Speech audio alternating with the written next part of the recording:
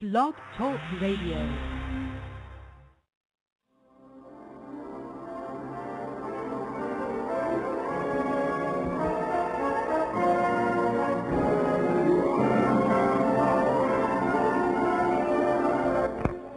Hello there.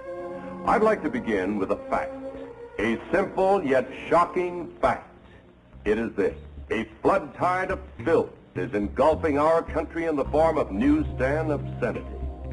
We have to think still more profoundly. We have to see that the enormous powers which we now possess, thanks to the scientific and technological advances, shall be used for the benefit of human beings and not for their ultimate degradation. TrueStream Media with Aaron Dykes and Melissa Melcher. Information gathering on every American. Human experiments, electronic surveillance, invasion of privacy. Growing government and corporate power. We can uncover the truth and we can break their deception for good. A people plagued by dehumanization. Loneliness and violence.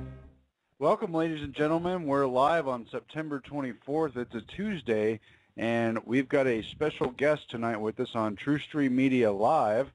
Yes, it's Dr. John Hall. He's a medical doctor from San Antonio. He's board-certified diplomat of the American Board of Anesthesiology, and he's the author of A New Breed, Satellite Terrorism in America. Dr. John, are you there? I'm here, Melissa. Hi. Thank you so much for taking the time out to talk to us tonight. Really, really appreciate it. I know you're really busy. Thanks for breaching the topic. This is something that a lot of the media doesn't want to touch. Well, actually, that's what I was going to get into because I recently wrote several reports for TrueStream about the Navy Yard shooting because at first, when these major events happen, they're major media events, they're really pushed out there into the mainstream. I don't like to comment on them for a while if I can help it until they play out more because they really try to rile everyone up with the CNN syndrome, the media thing. But once reports came forward that Aaron Alexis, the suspected shooter, had called police 6 weeks earlier and was claiming that microwave weapons were pulsing him and that he was being gang stalked by 3 individuals and he was hearing their voices through the walls, through the ceiling and the floor of his hotel room. It caused him to change hotel rooms 3 times. That got my attention instantly because I've done a lot of research into this area and I've heard a lot of the stories and I've had people write me also since I wrote that article, and so I thought if I could get you to come on and talk about this because, I mean, people are scared. We're getting a lot of letters from people telling us their stories, and they're horrifying stories. They're very sad stories, and I just want to hug everybody because I don't know what to tell them what to do. And the saddest part is that, I mean, as much as anybody who's not researched this or doesn't know about this would look at it and go, well, that person's obviously insane. Once you get 5 emails, 10 emails, and they all sound eerily similar, it's very hard to just suddenly think, oh, everyone's just insane. So yeah, well, that's true. And from a medical point of view, you know, that's exactly the way I looked at it when I became involved with this. And for the life of me, I can't understand why there's not more physicians, and especially psychiatrists, when invariably a lot of these people end up mandated into seeing a psychiatrist, why they can't look at the same numbers and the same methodology. I mean, these complaints aren't similar. They're exactly the same. I mean, the psychiatrist will try to say, well, it's group delusional disorder that's fed by Internet contact and that you wouldn't have seen this prior to the popularity of the Internet. But, you know, there's a group in Palm Springs that's 60 men that are being attacked, and they're all hearing the same voice. You know, that defies coincidence. Exactly. Well, your book is called A New Breed, Satellite Terrorism in America, and people have described it as Kafkaesque. It's a systematic targeting of people, and there's mind control, surveillance, gang stalking, there's even rape, and it's basically a form of technological and psychological terrorism directed upon people. Do you want to get into your book and kind of talk a little bit about how you came about this phenomenon of targeting individuals? Sure. First, I'll kind of preface that by saying, you know, I am a medical doctor, and I don't want anyone to perceive me as thinking that mental illness doesn't exist and that everybody that complains of hearing voices is a victim of technology. That's certainly not the case. Mental illness does exist and is out there. But how I came across this was a woman in San Antonio who voiced these complaints, and having heard a little bit about the technology and read a little bit about the technology, and knowing this person prior to these complaints, knowing that there was no mental illness and no drug use, involved, decided to give her the benefit of the doubt, especially when she said, I feel like I'm being mind controlled. I'm hearing people talk to me, and I'm, being raped. I said, you know what? There is technology that can do this, and let's see if we can figure it out. So we did some counter surveillance, put some audio or digital audio recorders hidden in her place. Of course, she didn't want video for privacy purposes, but she agreed to audio, so we did audio.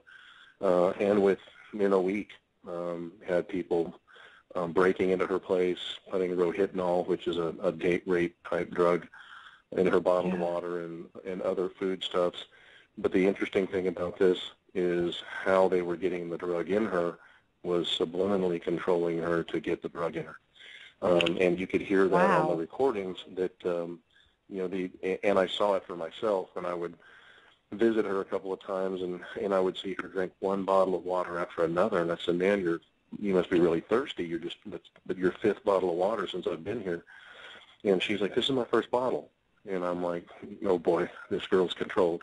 Which is exactly how control looks. If for those of you that have never been around somebody that can be placed in an alternate state of control, you can put a red dot on a white wall, and if they're being controlled to see a white wall, they will not see the red dot. It works that well.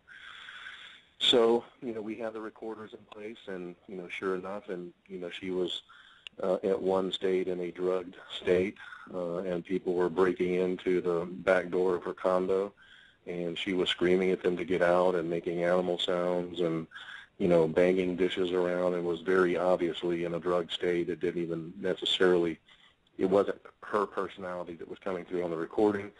There were 3 men and her female next-door neighbor who had been helping surveil her, breaking in the back door and digging around through her stuff to find the recorders that had been buried there that they had obviously seen placed. At one point, one of the girls found, or a big girl found one of the recorders, and her mouth was right next to the microphone saying, well, I found it, how do I shut it off? One of the male voices says, just hit some buttons until it goes off. So we counter-surveilled the group that was doing it, had their plate numbers. It came back to be a former FBI agent running a private investigative agency out of San Antonio. Who incidentally has been identified independently of me by 2 other people that have been victimized by him. And when we went to complain to the Department of Public Safety, which is kind of like the Texas Highway Patrol, they license PIs, we were told that he had no complaints and had a sterling record. Here, 5 years later, another victim identifies him in a similar type of phenomenon. And I told her, I said, file a formal complaint with the DPS. Now this is, mind you, after I had complained about him, the girl had complained about him, my typist had complained about him, and 2 other people that were involved with the writing of this book had complained about him. When the latest victim, which was just 2 years ago, called to file a formal complaint, she was told he had a sterling record and no complaints had ever been filed. So he's got somebody looking out for him that's above his station. This is what it sounds like to me. So wow. When we couldn't get any law, and trust me, I have a very good working relationship with SAPD. I went to the lieutenant in charge of the sex crimes unit, and this is all in the book. He said if he was hearing this story from anyone else, that he would think they're crazy. But I had put him to sleep for several surgeries. He was a patient of mine. Several of the other officers were patients of mine. He said, you know what? A lot of times the crazier the story, the more true it is. And they investigated it. The problem with our case was she was drugged with Rohypnol, and, you know, had fleeting memories and mostly nightmarish-like states about the sexual assaults, and couldn't actually identify any of the perpetrators. The only thing they could have tried to get this guy for would have been the stalking on her and myself. And at that time, the Texas state laws on stalking were so inept that they said it would be a waste of time. As the police told me, it's not what you know, it's what you can prove in a court of law. And basically we were told he's former FBI, he's a licensed PI, he stalks people for a living, and there's not much you can do. And that's what made me decide to write the book. The names were changed since they couldn't be brought to justice, but I figured the next best thing would be to actually get the story out there by someone that I hope can be perceived as credible, and expose it for other people that may be getting victimized the same way.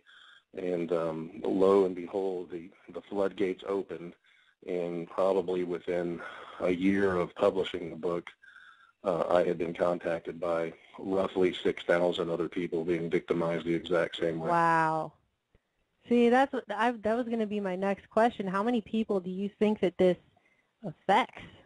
I mean, because I've read so many accounts. Why change the names? Why not go public and expose this person and make a thing out of it and bring it to the media if it's a specific FBI official?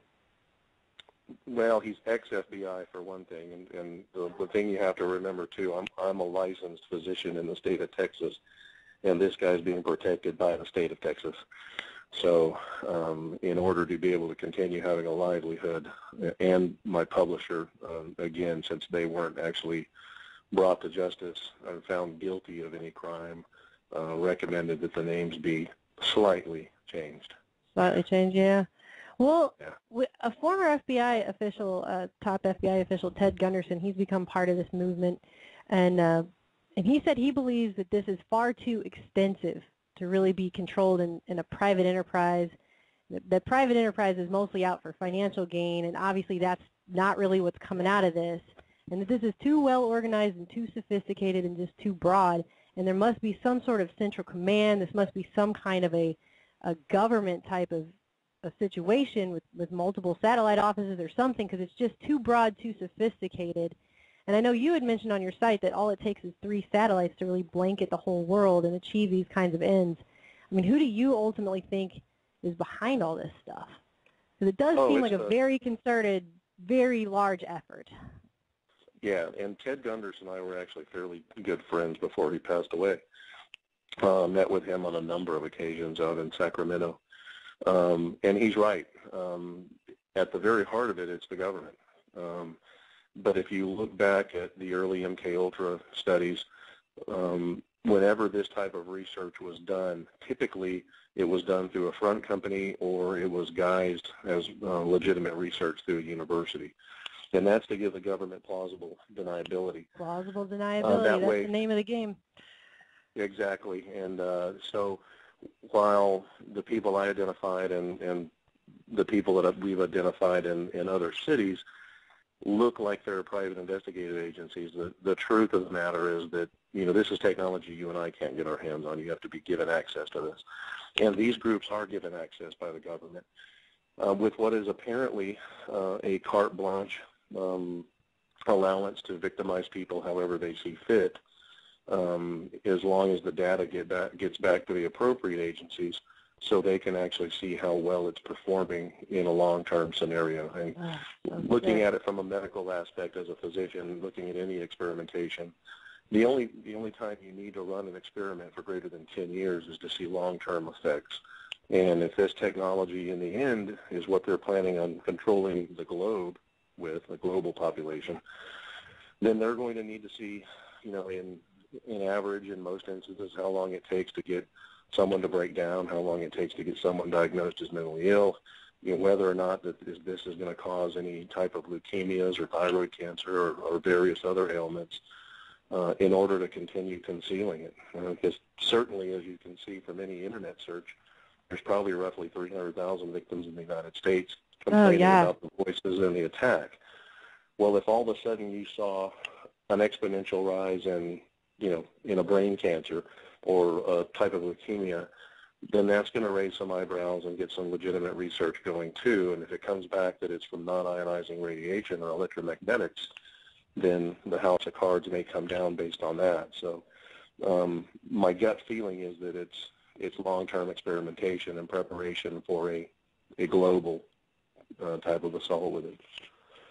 See, Aaron and I were discussing this as well, and that was kind of my thoughts too. Why do you think there's any method to the way that they choose people for this? Or do you think they just... Yes, there is, and that's where it gets a little complex to explain, and I guess I need to find a better way to explain it, but I've had a hard time explaining this, especially to targeted individuals, because when you hear their stories, almost all of them feel like they have a reason why they're being targeted. And in some of them there are. I mean, I've met with a number of whistleblowers. I've had former reconnaissance office personnel come to San Antonio to talk with me. I've had former NSA people come to talk with me that are being victimized after blowing the whistle on one thing or another. But the majority of the victims are, what we would kind of call nobodies, including, myself and the girl I worked with. Yeah, I'm a physician, but in the broad, scheme of things, being a physician in a small town is, not really that big of a deal. It's not like, they're victimizing political leaders or, Bill Gates or, people like that, or they may be, but we just don't know. But the majority of victims are just the common folk. And there are certain cities where you can see a predilection for one type of victim or one type of victimization. But when you crunch the numbers and you look at the victims as a whole in surveys, and we've done that, most of them are, highly educated, or at least, high school degreed or college degreed people. Most of them are 35 to 55, 70% are female.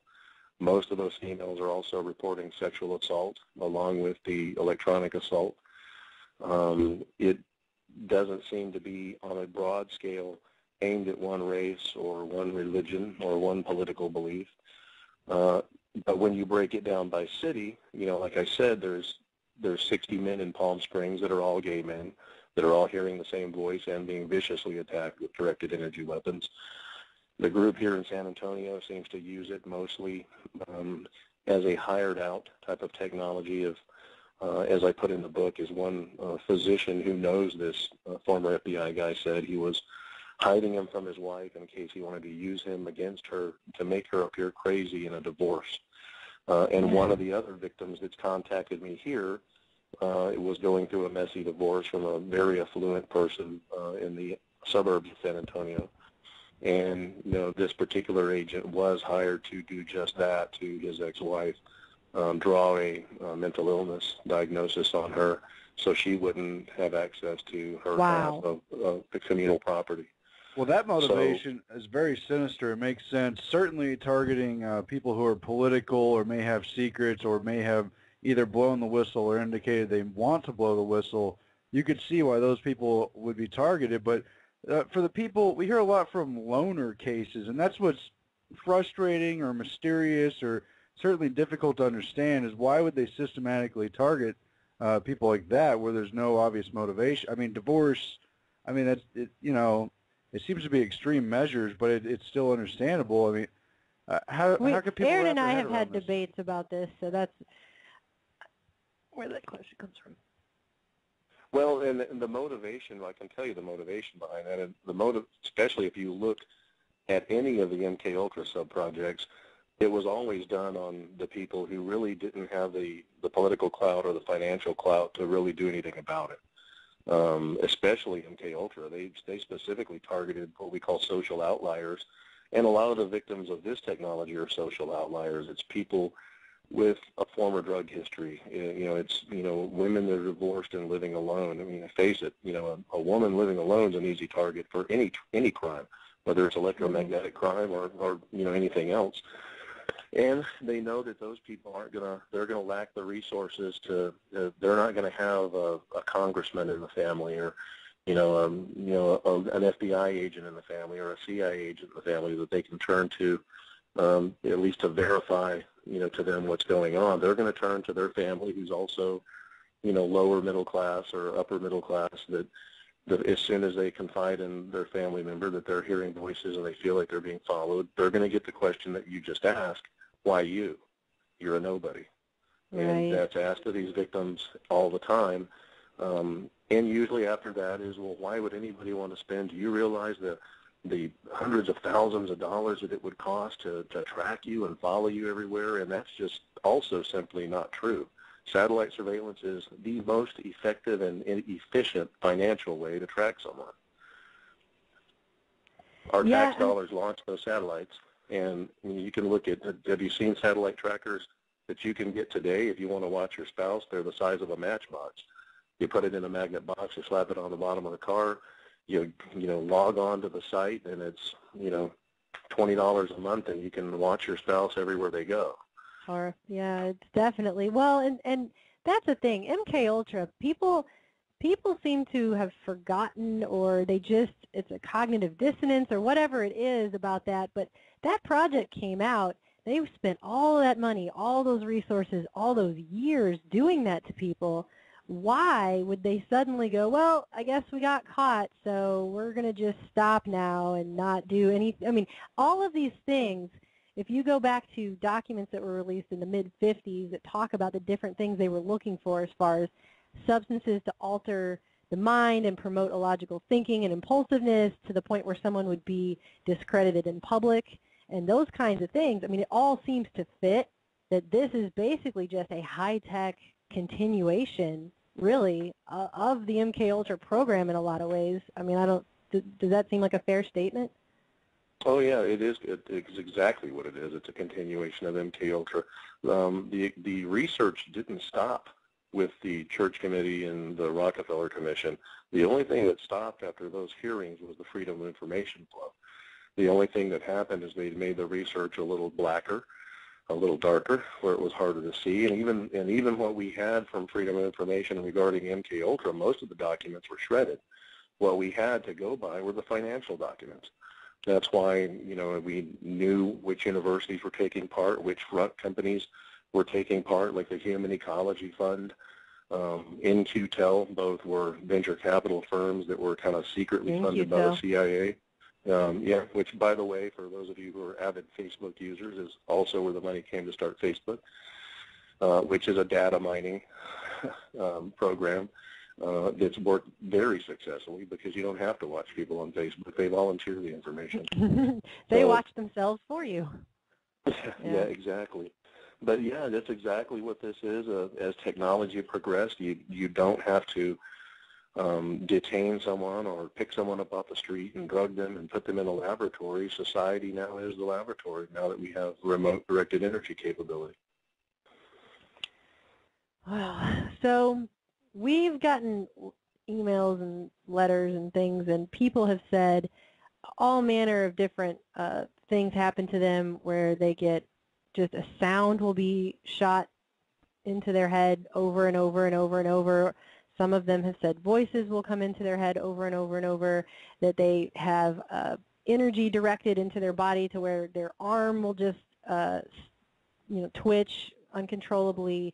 I mean, what kind of symptoms can people, I mean, if this was happening to someone, I guess, at first they might think they're going insane. What kind of symptoms do you hear people talk about when they send you or call you, send you letters? Well, I'll tell you what, I'll kind of break it down into a phased type of event for you. And typically what you see in the first phase is stalking. And most people, they're not very quick to report stalking because you're always never really sure. When you see the same car that's, behind you and in your neighborhood and at your work, and, your first thing, you look at it and you go, I wonder if I'm being stalked. And then the better part of your mind says, no, it's probably somebody who lives in my neighborhood that works in the same area, goes to the same Starbucks, and happens to be at the same place I'm having lunch. The natural inclination is you're going to write that off rather than cry stalking. In most states, that's not illegal anyway, even to stalk you that way. In most states, you have to get a restraining order, you have to prove that there's been physical harm before you can get a restraining order. So it doesn't do a whole lot of good to report that at that point, too. Then the breaking and entering starts. Usually people notice the stalking first. Then they notice that they come home and their stuff has been gone through. Typically there's nothing stolen, but you will notice that maybe a cigarette's been left burning on your back patio. Your furniture's been slightly moved around. In extreme cases, I've had people come in, including the girl I worked with here, that would come in and see that, there's the smell of wet paint and one wall's been painted a different color. Things like that. And typically, even with that, the police won't do anything about it if nothing's stolen. They'll come and take a report for criminal trespassing, but if it's not a burglary where there's a certain financial amount actually stolen, you get a report, and they'll tell you honestly that report's not going to be acted on unless something's stolen. So the perpetrators are pretty careful to let you know they've been in your house, but not actually do anything that will necessitate a criminal investigation. After you notice the breaking and entering, the first thing that every one of these victims notices is tinnitus, ringing in the ears. And it's been well elucidated through a number of studies that chronic exposure to electromagnetic fields will cause ringing in the ears. And we see that in MRIs.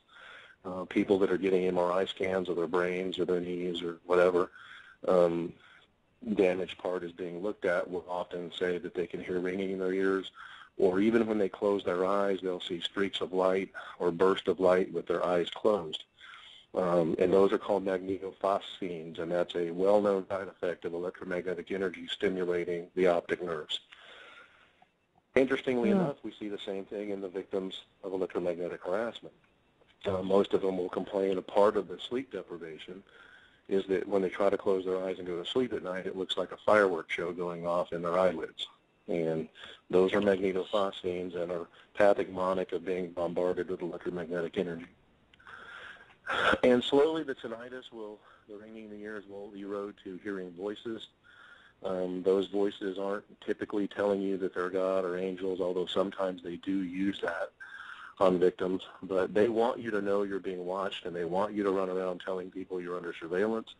So typically the voices are describing your whereabouts in a room, what you're wearing, what you look like, what you're thinking about doing, what you've already done, along with usually derogatory comments about the way you're dressed or the way you look. Wow. And then the directed And energy these people attacks. are complicit in doing this. I mean, this is not like a compartmentalization where they take a person who works at a government agency and puts them in a booth and says, here, record some stuff. I mean, this has got to be like some real-time stuff if they're able to say what you're wearing and what you're doing. I mean, these people are complicit in this. Yeah. It just blows my mind. Most of the time it is done live. Now, there are some victims that seem to be put on an electronic loop, and which is equally distressing because in that type of a loop system, basically you're kind of wired into the system, and what you're actually hearing are your own thoughts being played back to you. And a lot of victims won't pick up on that for a while, and they think it's voices being directed at them when they're actually hearing their own thoughts being returned back to them with a slight delay. So essentially they end up talking to themselves through this electromagnetic communication system. But most of them are being done in real time and not put on the automatic system. And then once the directed energy attacks start, then you're right, you do see involuntary body motion, arm jerks, knee jerks, leg jerks, sometimes a full body type of micro seizure, severe heartburn that starts up and, even with treatment won't go away until they stop bombarding the stomach with microwave energy. Severe headaches that start at the back of the skull where the occipital nerves are most shallow along the skull and are easy to hit. Genital attacks are very common, especially in women. They refer to it as electromagnetic rape, and usually that's meant to initially lightly stimulate the woman's vagina with a tingly sensation, usually meant to get them to masturbate, where obviously while perpetrators are watching. but over time becomes painful. But the whole time you're actually hearing the person, the perpetrator's voice, letting you know that they're doing it. Oh, gosh, that's disgusting. That is so sick. So the ultimate goal of this, I mean, it sounds to me like it's a They Live scenario.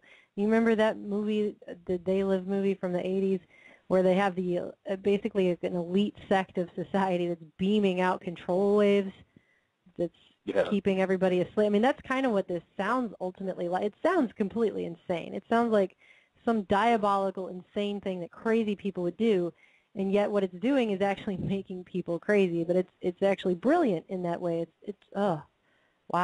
Well, I'm sorry. There's no mistake with that, because the MK Ultra studies were started by some of the leading psychiatrists. So when people say, well, that what you're describing sounds like schizophrenia, well, it was designed to sound like schizophrenia.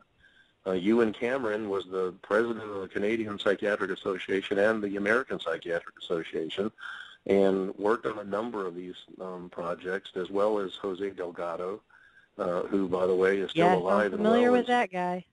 Yeah, in Spain. In the 1980s, he actually made the comment that he no longer needed to chip anybody to control them, that it could be done through broadcasting.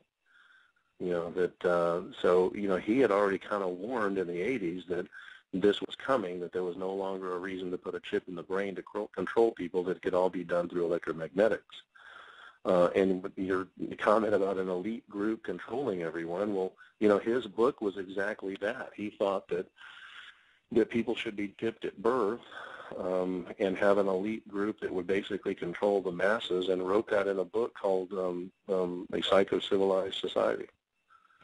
Yes, I've wanted to get a copy of it, but it's quite expensive. Delgado's a real freak. But it also seems to bear a lot of similarity to the psychological tactic gaslighting, where they change the small devices. It's based on a play where they dim the lighting and make the wife doubt that basically she's being messed with, that small elements are being manipulated to make them doubt their own sanity, right?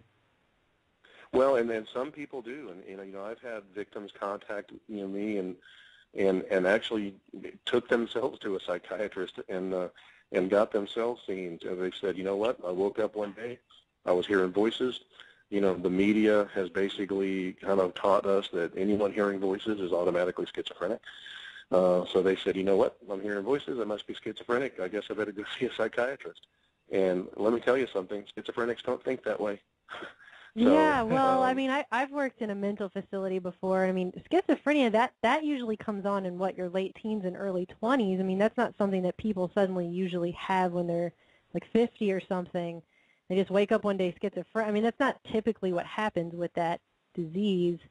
But also just the statistics on schizophrenia, which I don't have handy with me, but I know I've looked at them before, and it has gone way, way up. And there's a lot of money being put out into research programs all over the country on schizophrenia and various aspects. And I just have to wonder if that's part of this concerted effort. I mean, I think in a lot of cases, I think you're right. I think it probably is. People that may have not looked around to see what other things could put voices in their head. I've been asked a number of times, well, how do you discriminate between who's contacting you and really is a victim and who's schizophrenic? And, somebody who's truly schizophrenic in an interview, you can pretty much bear that out pretty quickly, just in their mannerisms. If they're you're right, if they're the right age group, typically schizophrenia hits males from 18 to 25. Women can be a little bit later, 18 to 30. Paranoid schizophrenia, they'll extend the years of onset a couple of years each way. But when you boil it right down, most people who are truly schizophrenic, and you interview the families, they'll tell you that person was kind of never really right, even as a child. And what we're talking about with these victims are people who were, most of them successful, most of them educated, most of them, mentally correct, raising a family, having a decent life, and then can pinpoint the day they noticed stalking and the day they started hearing voices. And, schizophrenia just doesn't come on like with this shooter acutely overnight. And The other thing is that some of the victims that have been mandatoried into psych evals and have gotten either diagnosed with schizophrenia, paranoid schizophrenia, or more often delusional disorder, and have been placed on meds. Typically with schizophrenia meds, they get better. When they're on meds, a lot of times the symptoms go away, especially with a combination of meds and cognitive behavior therapy. With these victims, you can put them on any med you want. They're still going to hear voices, and they're still going to be attacked. Gotcha. Yeah, I was just going to switch topics over to the shooter because I know how I felt when because I had not reported on it at all until I read that report that that was filed with the Rhode Island police, where he said that he was hearing voices through the walls and the ceiling and the floor, that he had to change hotel rooms 3 times, that they were pulsing him with some kind of microwave weapon. He wasn't, it sounded like, sure what to call it, and that he was afraid they were going to really hurt him, and that he had changed hotels 3 times to try and get away from this. And even in that report, if you look at the physical document that's been scanned in, the officer or whoever put this report up has taken a Sharpie to the last line of what you can see, but it says showing signs of some sort of mental deficiency. I mean, that's obviously where the officer went with it after speaking to him. But then we know more about the timeline. We know that Aaron Alexis then, at some point, that was 7th, around the 18th, he was spotted at the monastery. He was trying to get them to let him spend the night, but they said only monks can spend the night. And they asked him, what's wrong? Why can't you just go to your hotel or go home? And he had said that he was hearing noises and voices, and they wouldn't stop, and he didn't know what to do. But even then, they said he was very polite, very, very friendly about it, and he was speaking to them in Thai. He was being, just like a normal person, but he was saying, this is what's happening to me. And then we know that, I believe it was the 23rd, he showed up at the VA asking for something for insomnia, saying it was work-related, and was back at the VA emergency room 5 days later. He had run out, and that's when they put him on trazodone. And a lot of people have said this is obviously a clear-cut case of just another person who they put on antidepressants, who's already having mental problems. They put him on antidepressants, and he freaked out and shot a place up. But obviously there's a whole pattern here way before that, because the trazodone wasn't given to him until the 28th reportedly. And, of course, the shooting happened on the 16th. But weeks before that, he was complaining about this to anyone, it sounds like, who would listen, basically.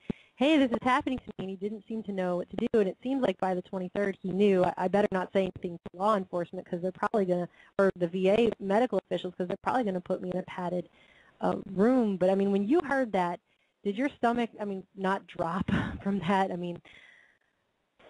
Well, not only that, after hearing that story and then what he etched on the side of his shotgun, yes. This is my ELF weapon, tells me. And better off this way.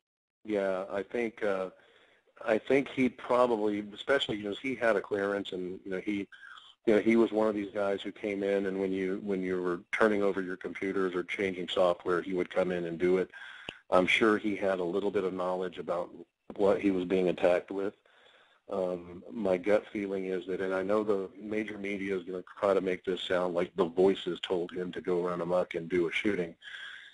Based on what he etched on that shotgun, I think the voices probably did convince him that it was coming from the Navy, which he had been a part of. And I think the reason he etched that on his shotgun was more going in there as a vengeful shooting against where he perceived the technology that was attacking him coming from, more so than he was technically controlled to go do the shooting. Now, was he trying to be driven crazy so he would go shoot something up? Sure looks like it, especially since everybody in the major media immediately jumped on the AR-15 bandwagon before they even knew what guns he had. Exactly. But I think he kind of actually had a conscious plan going to the Navy Yard. I think he perceived that as the source of his problem. Well, and it definitely strikes me as very plausible. Yeah, that really does sound like, that does sound very plausible. And I mean, at that point, better off this way. I mean, when I think about that, I wonder, were they saying you'll be better off this way if you just go do something? Or, just how how long do you think it takes? I mean, when you think of a story like this, you have to wonder to yourself, how long would it take the average person to be driven to an act like that after weeks, enduring weeks and weeks of what obviously was horrible harassment? I mean, the thing is anyone can say the guy was crazy and he was making this up, but what he's describing mirrors thousands of other reports, literally, to a T. So well, and I think the better off this way, what he was referring to is he probably knew once he was targeted this way that he was going to be continued to be targeted this way, and it was basically what was on that shotgun meant, you want to shoot me up with Elf-Wave weapons? This is my Elf-Wave weapon coming right back at you. And it's better off this way than me just languish someplace letting you attack me for the rest of my life.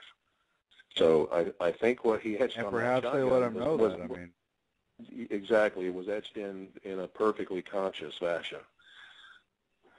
Well, and then you think about how, when Sandy Hook happened, when the Sandy Hook Elementary School shooting happened at the end of last year, I mean, immediately, the government had a coalition to work on gun control, even though the government can't make a noodle salad, in a week, and yet automatically there's a coalition, and Joe Biden's heading it up, and they're going to have new gun laws, and immediately the president's got 23 executive orders, and most of them are mental health related, and have to do with taking away people's rights based on things like that, and doctors becoming snitches, and I mean the whole deal. And then you have this. We had that whole Syria thing going on in the media. I mean, that was just, it really blew up in our government's face with that. And then all of a sudden this happened, and the focus is completely shifted. No one's talking about Syria anymore. No one's talking about all the stuff that just happened, and the fact that we may or may not have averted World War III, as many people were discussing. And then this happens, and it's suddenly all over the media, and it's everywhere, and they're talking about AR-15s. I think CNN even said AR-15 shotgun, which doesn't even exist. And I mean, just it's everywhere. And then the mental health stuff starts coming out, how we need more screenings and we need all this. But then when this ELF stuff started really coming out and people started saying, hey, wait a minute, I know, it became a mainstream. I mean, at this point, it was in the Washington Times and the Washington Post, and they were talking about how, the government has had programs, and the Manchurian candidates and weather modification became front page news in a mainstream media outlet, things that if you and I had discussed them even a few months ago, I mean, they would say, you guys are crazy. Now they're just talking about it like, oh, yeah, they totally have that. It's a normal whatever. And then suddenly the story is just gone. They're not talking about the Navy Yard shooting anymore. It's not even a thing now. They're talking about, I don't even know what they're talking about now, but it disappeared after that very quickly. And the only time it's even come back, really, that I can tell is when Obama did his crying, tearful, like, we have to have more transformation in America gun control stuff. But other than that, I mean, that story, after a lot of these things started coming out in the alternative media, mostly all the alternative media, but it was a few mainstream media outlets. But yeah, it seemed like the story got taken out of the media after that.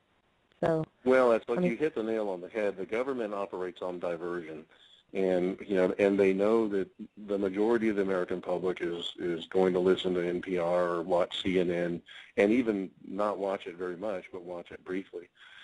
And you're right. I mean, when the NSA story broke from Snowden's documents, and the IRS, having some overreach, broke, they needed a diversion. So all of a sudden, the CIA had some rebels kill a bunch of civilians with some gas, and which I truly believe that's what happened. And boots on the ground, there are reporters that even said that it wasn't Assad, that it was the rebels, and we know the rebels are CIA backed. So it wouldn't make sense. Assad, why, if Assad's going to use gas, he's going to gas the rebels, not a bunch of women and children. Well, exactly. He had UN inspectors there earlier in that week. There's no reason that he would turn around and then go, oh, change my mind. I'm going to just, that makes no sense. Yeah, that whole story made zero sense. Yeah, anyone paying attention for longer than. Oh, go ahead. Sorry. But it worked as a great diversion to get the heat off of the NSA. It definitely did. Because all of a sudden, we're gonna send missiles into Syria, and it's going to be World War III, which it would be World War III, because two of Russia's oil ports are in Syria. They're not going to let that happen. And then on top of that, I mean, they were hoping they were going to milk the Syria thing out a little while longer, but I guess Putin must have actually taken Obama seriously too, so he made sure to step in and kind of make Obama look like a fool. So then all of a sudden they needed diversion to get off of Syria because Obama was looking like an idiot and we had nobody else backing him up. So all of a sudden you need another diversion. Well, we still haven't got the gun control that we want to get, so let's have another shooting. So here you... And they kind of juggle those agenda topics. And leading up to the Adam Lanza Sandy Hook stuff, there was definitely a push. There were bills introduced in Congress, the likes of Feinstein and Chucky Schumer and such, saying we need more mental health specifically for veterans. And we need to talk about disarming veterans who are PTSD or otherwise basically damaged goods. Perhaps a real political movement to disarm veterans or just discredit them in general. Do we see that playing out at all with the Navy Yard shooter? Of course, he was a contractor, but we've seen how important Edward Snowden as a contractor can be in terms of the dialogue over surveillance. Maybe you can flesh out that issue. Well, certainly we had a veteran here in Houston, Texas, that actually his psychologist started asking the gun questions that the government has recommended that we as physicians ask. And he was honest and said, yeah, I own weapons, and she reported him. Reported him to the local authorities as having severe PTSD and owning weapons, and they came and they confiscated his weapons. Oh, my God. In Texas, of all places, if you could imagine. So that's certainly going to be a big problem here. You take a guy, and it's okay to go over to Afghanistan and be shot at for 6 months to a year. But when you come back, we're going to claim you've got PTSD, and you're not going to be allowed to have a weapon to defend your family. Makes not a lot of sense. And anybody that goes through, the theater of war, to some extent is going to come back with, probably what some of the psychiatrists overdiagnose with PTSD. I don't know under therapy if it's necessarily a reason to confiscate their guns. And while, the media can focus on one or two events where maybe a veteran has gone awry with a gun and it's blamed on PTSD, that's still not happening very commonly. It's kind of like the NSA using terror as an excuse to read all our emails and text and, in our phone calls. The likelihood of you being killed here or abroad in a terrorist bombing is, was it 1 in 179,000? The likelihood you're going to be killed. It's pretty absurd. Yeah. The likelihood you're going to be killed in a car wreck on the way to work is 1 in 300. So, I think cars are actually having a much more successful jihad against us than the terrorist. So, but the American public buys that hook, line, and sinker, and they're buying the whole story now, like you said, with the subcontractors and the contractors. First they said, oh, it's a gun control issue. Then they kind of started leaning towards a mental health issue. We got to do, they've let everybody out of the hospitals. We've got to incarcerate the mentally ill again. And now they're kind of leaning on the companies that do the background checks. Well, this guy had a secret clearance. He had a background check. I guarantee you he did. To get a CAC card, you don't just fill out a document and here's a couple of numbers, call my friends who are going to vouch for me. That's not the way it works. They come out, they talk to your family, they talk to your neighbors, they talk to former employers. It's a very detailed thing, even in the hands of a company that may be inept, because they still have to document that they talk to these people. So, I don't think they're going to point to a failure. I think there's too many subcontractors and non-government employees being given clearances. There's more people today in the private sector with top secret clearances than there ever have been, which may explain why this technology has ramped up and is being exponentially used, because there's a lot of people that aren't directly on the government payroll that can access these type of weapons probably. But as far as the vetting of some of these people, I think the vetting is fairly standard, and I think they're grasping at straws to call it a poor vetting, that somehow or another this guy slipped through. And they tried to say that with Snowden too, and I think Snowden just actually, kind of came across some morality and some ethics and chose to do the right thing. You know, and sometimes, like I found in writing this book, trust me, I've suffered a lot of repercussions from that. But sometimes the right road's the hard road. Most of the time, the right road's the hard road. That's very, very true. Let me go back to the gang stalking, and I don't mind admitting that I've been kind of a skeptic or hard to deal with this, and that's coming from someone in the alternative media working with, you know, conspiratorial issues. And over the years, over many years, I've been contacted by people, you know, here and there claiming to be victims, and they send their whole story. And you talked about how the media won't cover it. You know, having been there, an issue with it is that I have yet to be presented with a digestible case example that can be verified in some way and reported on it. It's frequently people who are, you know, explaining the ways that they're being assaulted, but not in ways that can really be fleshed out. There's no video evidence. You know, you talked about collecting audio evidence, but I've not seen that from people. And don't get me wrong, obviously I sympathize with these people. I don't even disbelieve them, but it's hard to know where to enter into this. So I'm looking at exposing the system, because obviously it seems to be very systematic. There are way too many complaints of this for it to be, you know, made up pranks. It's way too many cases. Frankly, for schizophrenics, you know, some of them might be, but there does seem to be a case here. How do we begin to expose, improve this, particularly document it? Can we get people with camera recorders? Because their privacy's been invaded already. They're inside their head. You know, do you have victims who are willing to go through having this documented on cameras, number one? Number two, you outline the technology, and obviously they can piggyback off of existing cell towers, existing satellites, existing EMF technologies, etc. But at what point can we measure this? You know, certain homes that we know are being targeted. Is there a way of measuring that there's unusual levels of electromagnetic activity, or etc., related technologies? You know, is there proof of funding for the manpower of the people who are physically going to these homes and doing levels of harassment? These kind of questions. Well, yeah, there actually are ways to do that, but that is kind of the fly in the ointment.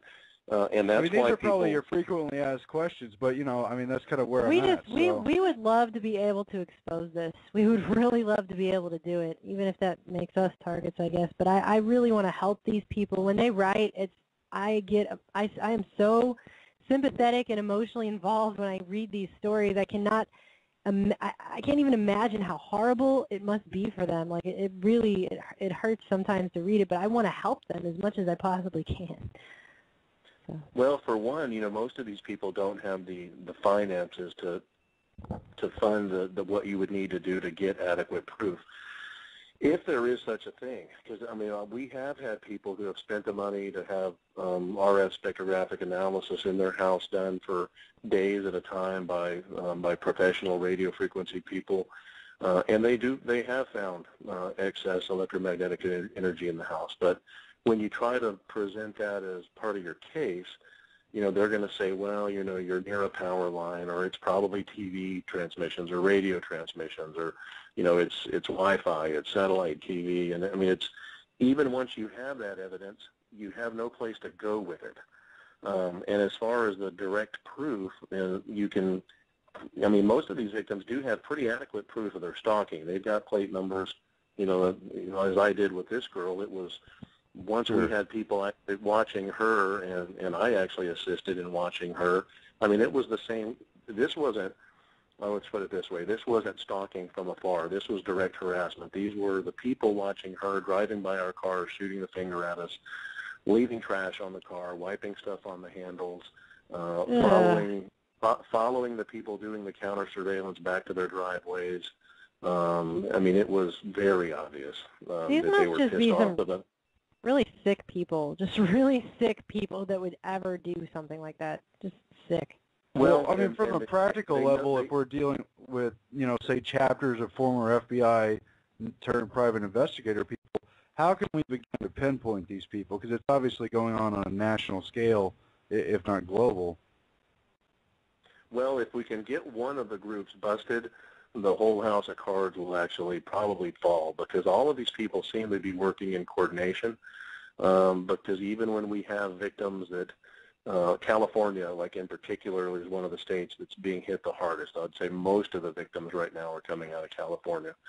And they'll try to move. You know, they'll move to New Mexico or to Texas or to New York or, you know, to the Midwest. And first off, they'll notice the electronic harassment actually follows them immediately because that's, you know, being done via satellite. But there's a slight delay of a week or two, but then the gang stalking starts back up. And it's very obvious that these people are being handed off to another group in the local area. So, but there, like I said, there is a delay. Oftentimes these victims will go, man, I moved to, you know, Dallas, Texas, and now I'm from California, and now I'm free. I haven't noticed anyone following me for a week. And then a couple of weeks later, they'll notice the stalking start back up. You know, especially if it's early on in their targeting, because the way this works, the stalking is usually, in most cases, an initial phase. The stalking may last several months, and then the stalking kind of tapers off, and then you're left with just hearing voices and being attacked with directed energy. And that's one of the reasons, at least my theory, and Dr. Robert Duncan, who I work with pretty closely, who worked on some of the projects involved with this type of technology, think that not only does the stalking, not only is it a form of COINTELPRO psychological warfare on these victims, but it's also being done to GPS them by vicinity in order to get some form of a biometric identity on them, whether that's cataloging their EEG, getting, you know, facial recognition, body recognition. You know, we think that the way the technology actually works is by basically getting a model of your EEG remotely through remote neural monitoring, because all the rest of this seems to be based on accessing the central nervous system and manipulating the brain. And that would make sense. You can either chip somebody to track them, or you can track them by vicinity with a stalker. See, and they're working on EEG monitor things that can be hooked into iPhones and stuff now. I mean, that's something that I saw. This is so. What I guess my question is then, what can people do? Like, if somebody thinks this is happening to them, because obviously, I mean, I've read. I think maybe you're even part of this group, the Covert Harassment and Surveillance Group.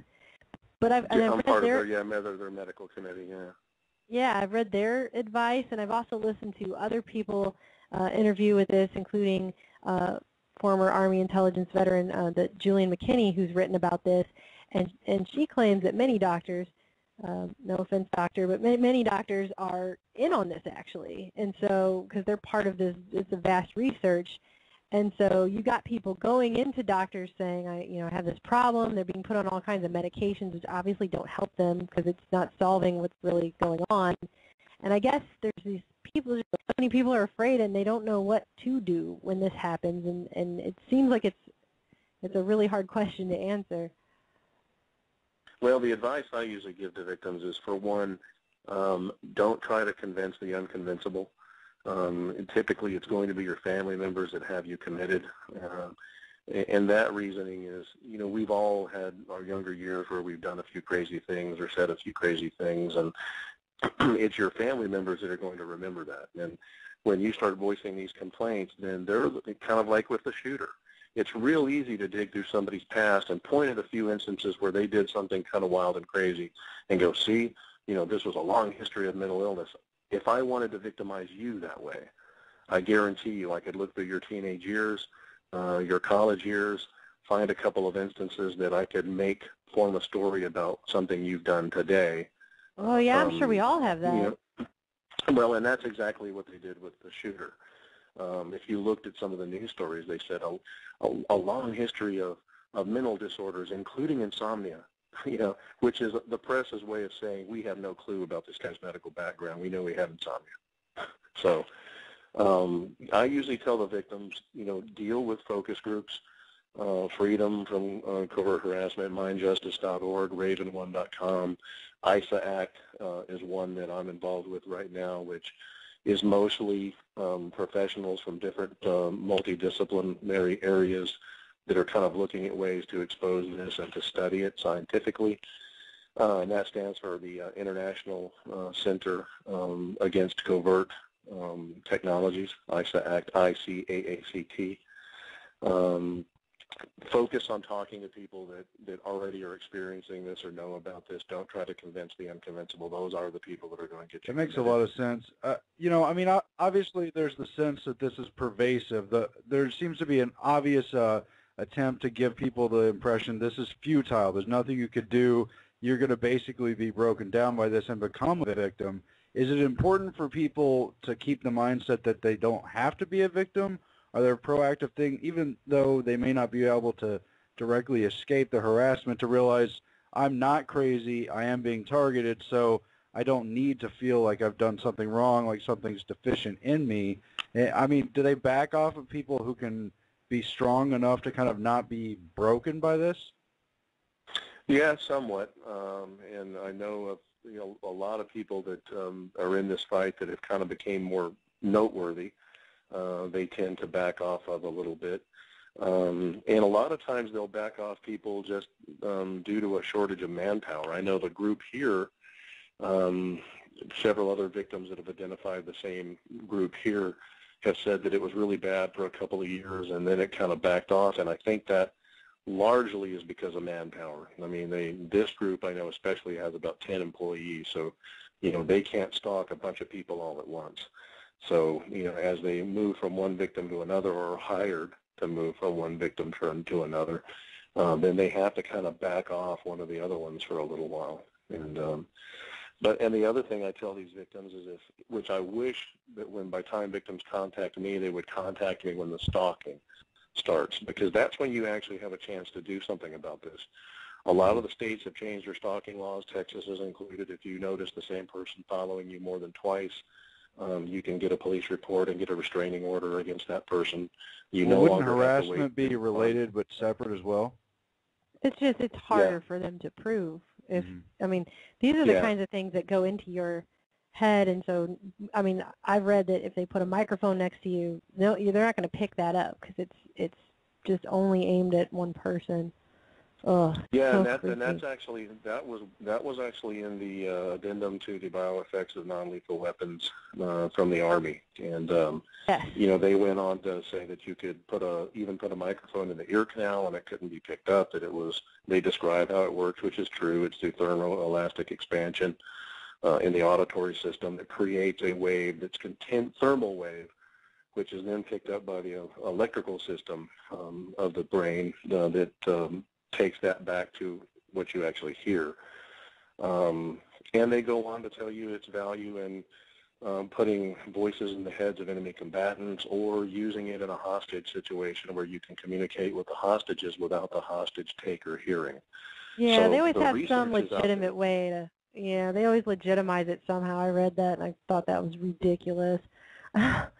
But, so we've been talking to you. We've taken up a lot of your time, and I really appreciate you talking to us. And he's written the book, A New Breed: Satellite Terrorism in America.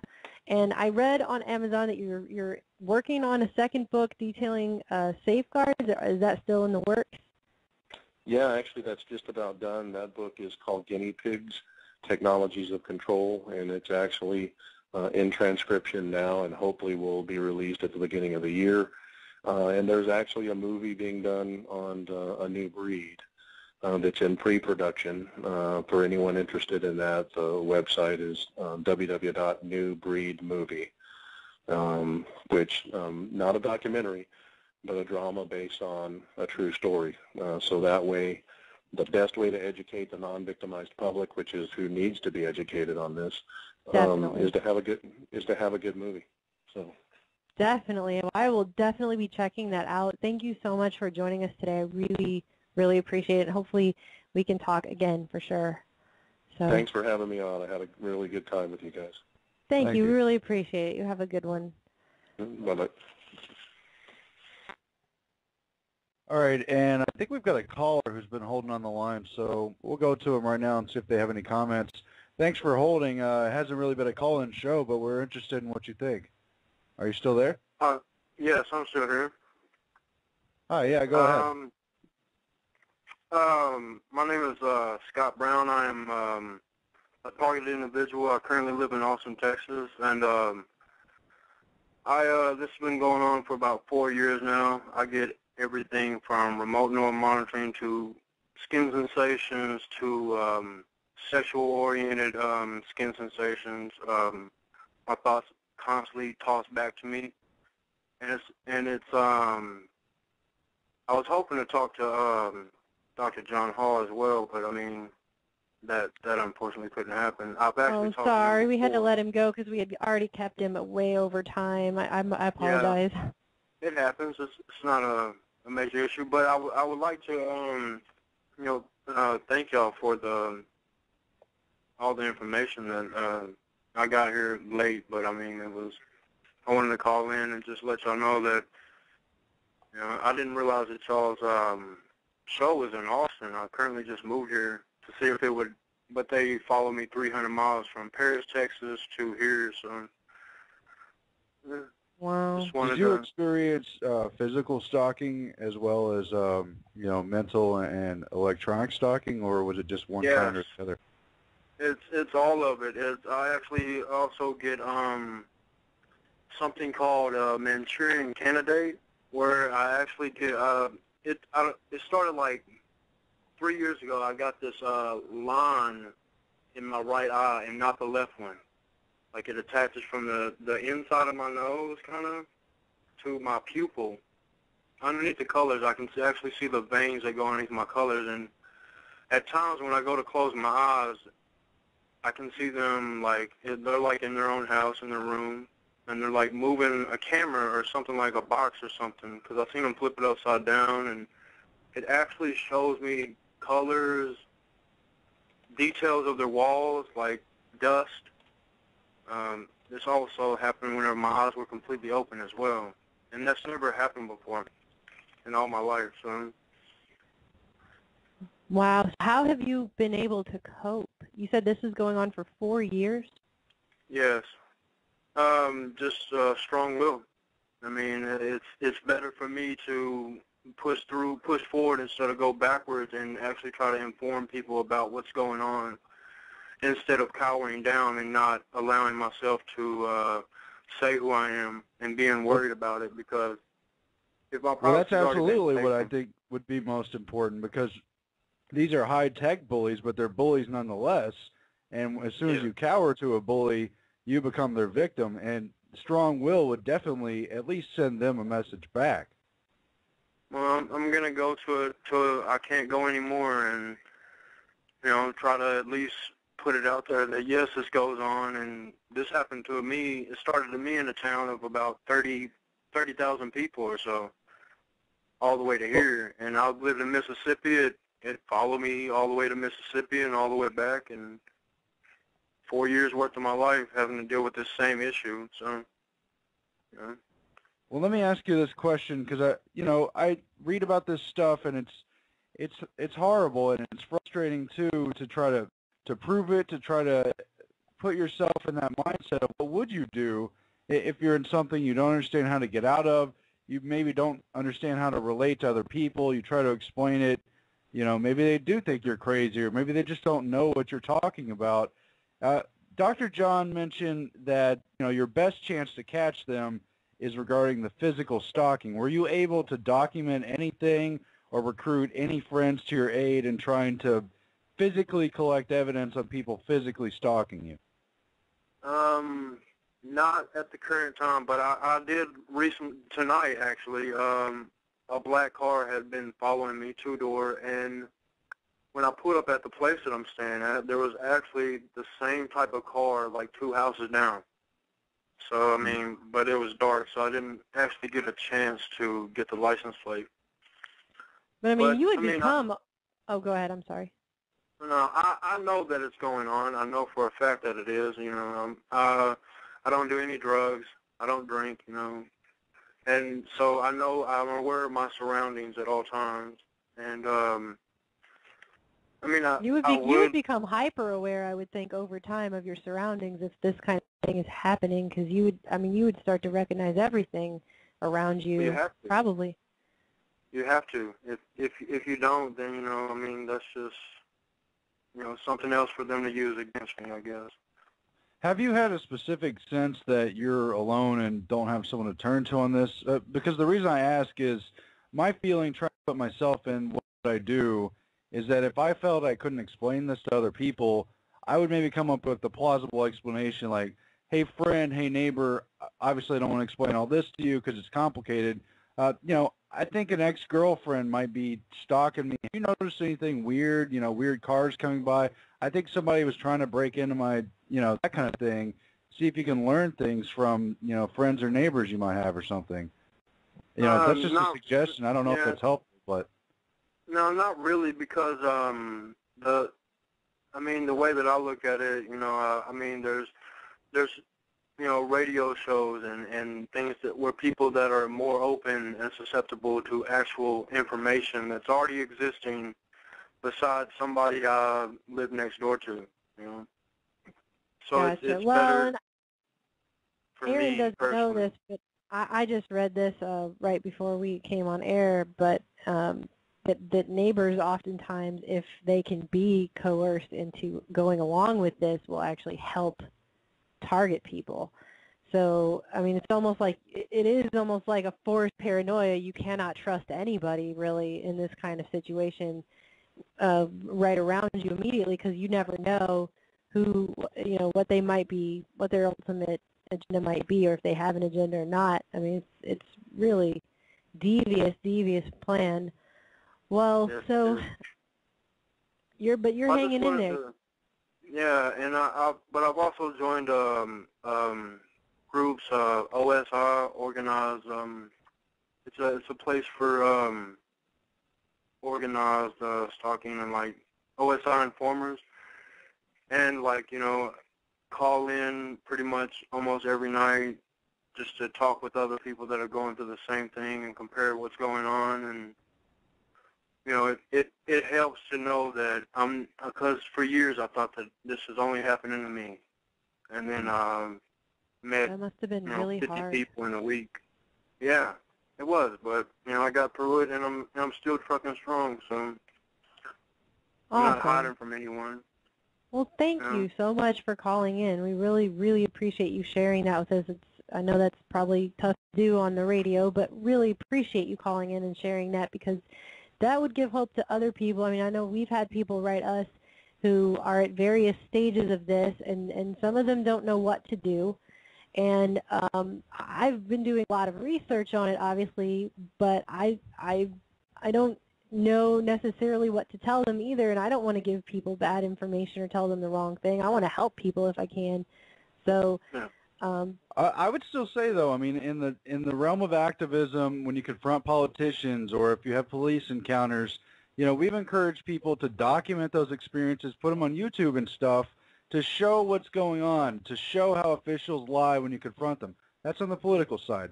And I understand this has got to be very difficult to deal with. So, if this doesn't pertain to you, I'm sorry, but if you can, I would say try to use cameras and other documentation. If a lot of people, if dozens and hundreds, show the patterns, like, that weird anomalies keep happening, and it happens like this, and the same kind of weird card, this is going to help expose it on a mass pattern. I don't know how easily we could expose your particular case, but obviously this is going on a bigger scale, and I think support groups are very important, and I think I would just encourage those people to also band together and pull evidence together and start documenting so the rest of the public can relate to what's going on and see through your eyes the kind of experiences you're being put through.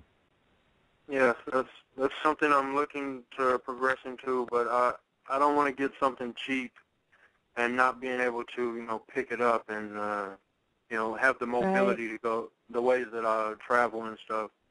So, but yes, I'm definitely trying to get to that point. I'm on a very limited type of thing, but I'm I know trying to get the word out there and not ask for the help in a financial manner. I'd rather be able to progress it on my own. That way I know exactly what's going on, so I can, just help other people that are worried about, being said that they're crazy or whatever, whatever it is. Well, I just I'd have rather one more. Step out of the line. Yeah, I know you probably have to go too, and I just have one more question, if you don't mind. No, Dr. John had said that he thought that this was part of a global, like a concentrated effort to basically cull the population under a master control program, and that this was part of a long-term research program, basically continuing the MK Ultra. Have you ever seen the movie They Live? The John Carpenter movie? Sure. Well, basically that's a movie where they have this group of elites and they're beaming out a signal that's keeping everybody kind of under a control program so that they just go about their day and obey and consume and work, and they don't really ask questions or do any, they don't question the government. They just do what they're told. And he seemed to think that this was part of a larger global program, and that's the conclusion really that I think I've come to too. And I just wondered if you wanted to maybe weigh in on what you thought the ultimate goal of this was. The basis of it, yes, probably just to control people and to let them, you do this, or we'll just repeat something to you a million times to see if you'll follow that line that we're drawing, or curve it. Can you give an example of the kind of things that are said, or what that experience is like? For me, it's every time a siren is, there's a lot of sirens around here. Oh, he called the cops, or which I've never actually done, or like a lot of like slang talking, like just I don't even speak in any demeanor like that, but it's a lot of like me having to dumb down who I am to like for them to get their point across that, it could have been anything. It could have been the way my hair blew in the wind one day for them to target me like this, but all in the same, it's happening. And they say a lot of like, I'm going to shoot you in the face, or I'm going to kick in your door, and stuff like that, all the threatening type things. And I'm like, well, go ahead. Let's see that. Bring it but on. I'm not gonna hide from anyone, and I'm not, gonna change who I am just because somebody wants to try to scare me. I'm not going to be controlled by any person. And I think what you just said and what you said at the beginning of the phone call remains one of the most important points, because in the spiritual realm, you'll find in the Bible and just religions all over, demons will try to interfere with you. They'll try to harass you, try to beat down the willpower of who you are. But if you rebuke that and say, no, I'm not going to be intimidated, you're not going to mess with me. I mean, holding on to that strength inside yourself, I just would have to imagine is one of the keys for anyone who might be suffering from this, and trying to relate to the public to help them understand what's going on. And that's not an issue of, something's wrong inside your head. It's that something's being done to you, Yes, I actually, to get it out to society, I actually had my own shirt made where it says Google electronic harassment. And I'll walk around in awesome. Random places. That is awesome. I plan on getting getting my name on the back and all that type of stuff later, but it's something to get it out there for regular people. That is a really good idea. That is a great idea. Thank you so much for calling. That's very brave, and I think that is great advice that will definitely help anybody who's listening that's suffering from this. And we're going to put this in archive, so all the information that Dr. John had from the first hour, you'll be able to access, and it'll also be up on our website at truestreammedia.com. But thank you so much for calling. Thank you very much for hosting that. Thank you. Definitely. Yeah, have a good evening. You Appreciate too. hearing from you. Stay strong. Bye-bye. All right, well, that was a caller, and we didn't even really open it up to calls, but we get these reports all the time, and yeah. I mean, this is a really pervasive issue. I mean, that's the thing. What is so upsetting to me about this is I'm a very empathetic person by nature. I care about people, and it very much upsets me to empathize with this. I can see how this would affect somebody on so many levels, how this would take over your life. I can see how it would drive somebody to do the most insane things. I have read some of what Delgado wrote. That guy was insane. He was a disgusting human being that did horrible things in experiments. And that's what we're up against with these people. And there are people that say, no, this is illegal. They would never do that because it's totally illegal. Yeah, it is totally illegal, but so is MK Ultra. So were all of the medical experiments that they did on people during the Manhattan Project, where they injected people with plutonium to see what would happen to them. I mean, our government has been involved in some sick stuff, okay? So illegal doesn't matter to these people. The people that are doing this don't give a flip about what's legal and what's not legal. And all you have to do to know about that is go look on there's a lot of websites that will have lists of the human medical experimentation that our government has been involved in dating back to the 1800s. So it's on record, okay, that these things have happened. I mean, I've read stories where they've put Navy ships out of the harbor in San Diego and gone up the coast and just sprayed viruses out on small coastal California towns just to see how far the virus would travel. I mean, I've read about how they've injected people with malaria back in the day just to see what would happen.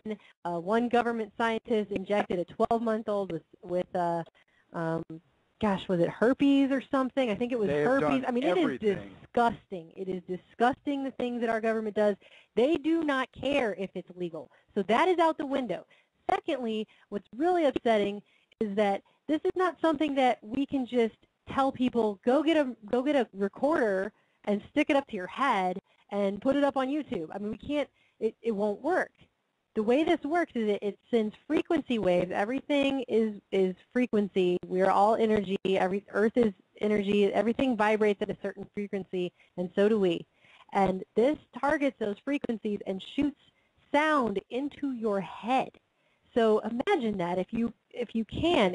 It's not something I think most people can even conceive of, because it's just so fantastical, and yet they've been perfecting these kinds of weapons since World War II.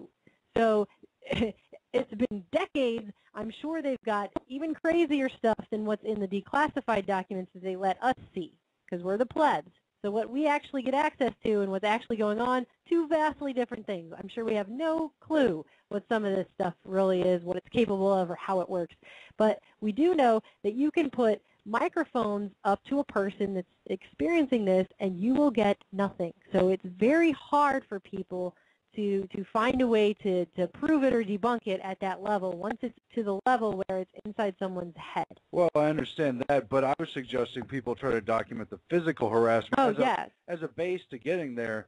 But the other side of it is, look at history, and yeah, okay, there is no restraint on the evil intent of the organized criminals who wedge themselves inside this government. No organized criminal unit is bigger than those that are embedded inside, particularly the clandestine units of the United States government. Yes, go read about the human medical experimentation, the history of all that sick stuff. They've tried everything conceivable. I mean, this is on record, people. It's not a joke. At the same time, you know, look at just a minor assumption. They talk about this being COINTELPRO on steroids. Look at what actually happened with COINTELPRO in the 60s and 70s. First, you had groups complaining about it, groups trying to raise awareness about it, you know, fight back against it.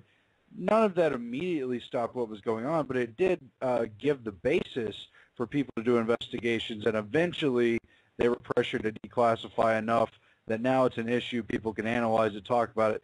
Yeah, that doesn't give a lot of comfort for the victims, but we've got to, at some point, bring people up to speed to acknowledge what's really going on so we can address how to fight it. There's the Gandhi quote, first they ignore you, then they laugh at you, then they fight you, then they win.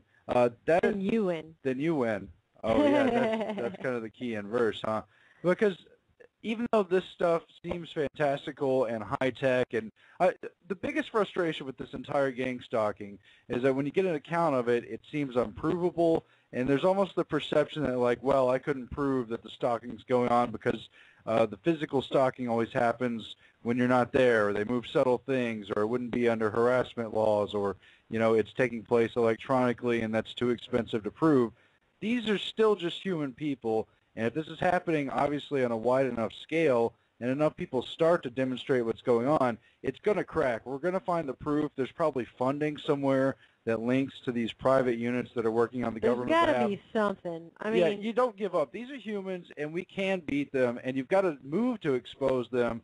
And it's great that they have support units. I really think they need to start thinking about documenting what they can to show that this is patterns and not just I mean, people's- eventually, the problem is there's just so much cognitive dissonance going around in our society as it is. And you and I fight this in our job all the time, just trying to get people to look at statistics, just trying to get them to look at white papers or data and say, look at this is what's happening. And even when you have the paper in your hand, the problem is that there are so many people out there who just trust the loving government, and they just cannot conceive of the level of diabolical evil that we're talking about here. You and I can conceive of it, but there are so many people that just cannot even wrap their mind around it to make it possible. Experiencing this, you can't just go next door and say, here, A, B, C, D, this is happening. Exactly. So we can just get more people to talk out and talk out and talk out and talk out. I mean, eventually, if you're just one person singing a song and then 5 people join you, then you're a group. Well, if 10 people join you, you become a chorus. If we can just get more and more people to talk about this, because no one ultimately is going to just buy that suddenly a huge section of the population became schizophrenic. No one is just going to suddenly believe that.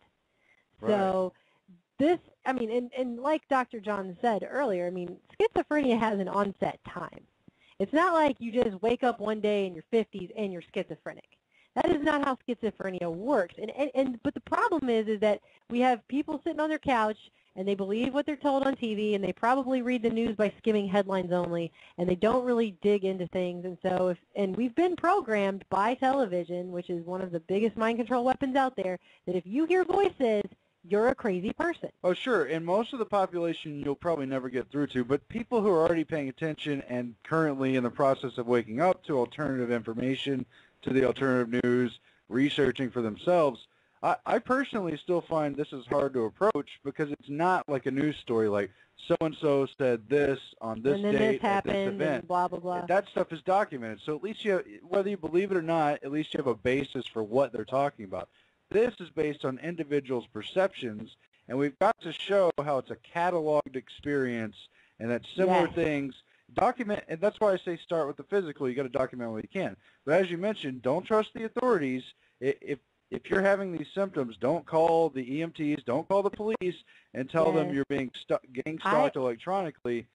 Just don't do it. I have read what you're supposed to do is if this is happening to you and you feel pain and you need to go get help for that pain, that what you would do is go and just describe your symptoms of the pain. Don't say, also I'm hearing voices, I think I'm being gang stalked, microwave weapons.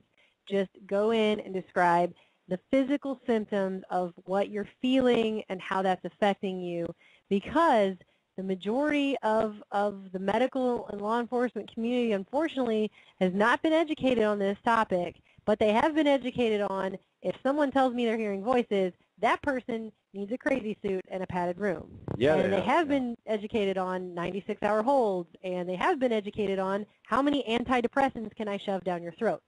So just know that and realize that if this is happening to you, all of everything I've read has said that you do not mention the actual acts themselves. You mention the symptoms that you're having from it, unless you are physically being stalked in a way that you can show evidence, like here's pictures of this license plate, these people have been following us. But the problem is, too, it's just so multifaceted, this thing, because that guy that Dr. John described, he was a former FBI person who obviously has cover within the state government here, because he's allowed to continue doing that with a completely unblemished record, even though multiple people have put official complaints against him at the actual government office. They have, so but you could still put political pressure. If they're using a lot of former FBI, we're going to be able to catch. It's going to be possible. I mean, and you start putting pressure on them, we can politically expose them. I'm serious. I just want to say this too. Before we go, because we're way over time, I just want to say this too. To the people that are involved in this, former FBI, what have you, please consider the fact that you are still a human being, even if you've become this master agent of the government that you feel is you're working for is so good, or whatever it is that you tell yourself to justify this existence that you now have decided to lead. You are still a human being, and these people are still human beings that you're doing this to, And ultimately, if you are willing to do that to them, trust me when I say 100,000% that the people above you will do the same exact thing to you, your family, your children, your wife, your mother, your grandmother, anyone you care about is on the table just as much as these people that you are victimizing are on the table, because ultimately this is about controlling everyone, and they will throw you under the bus so fast it will make your head spin around until it falls off, okay? So you really should just consider what you're doing and consider the fact that you have the power to stop this and expose it. And that's really what you should do, is reconnect with your humanity, find something in yourself that's still good, because at our hearts we all are, and exercise that and bring yourself back to humanity and take your morality back and just rise up against this disgusting display, because as you continue to become a part of it, you are going to become the abyss, and you will be targeted just like everyone else, and so will everyone you care about, because ultimately this is about everyone, and you'll be part of that. So you are not safe, you are not protected just because you're a minion of the system. They will throw you under the bus just like they do everyone else, because that is what these people do. They do not care about you. They do not care about you, and they don't think that what you're doing is they will replace you in 5 seconds. You're nothing to them.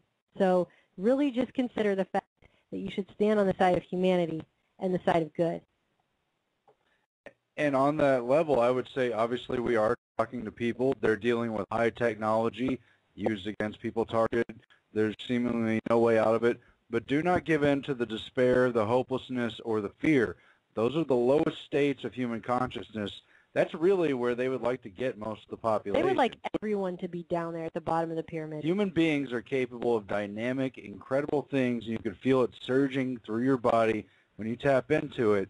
Seek the higher, go with love, trust your instincts, and do not cave into fear, intimidation, or bullying, even if it seems like you can never get it to stop. Just don't back down. Be strong enough, and they can't target us all. They want us to feel like we're in a ubiquitous Big Brother state, a panopticon where everyone is totally watched at every moment and there's no escape. Their trial ballooning technology they want to roll out on everyone. Oh, yeah. Can you imagine when this connects to the smart grid? Let's be strong enough to make this fail. Let's find a way, because I guarantee you could find funding somewhere and improve this. I'm certain of it. Well, I think we should leave it there for now, but this is not something that I'm going to stop writing about, and this is not something that we're going to just let go of. So we want to help people. We care about this issue. This is very important. We do not think you're crazy, and we're going to continue to write about this. So thanks for listening, everybody. We'll talk to you later.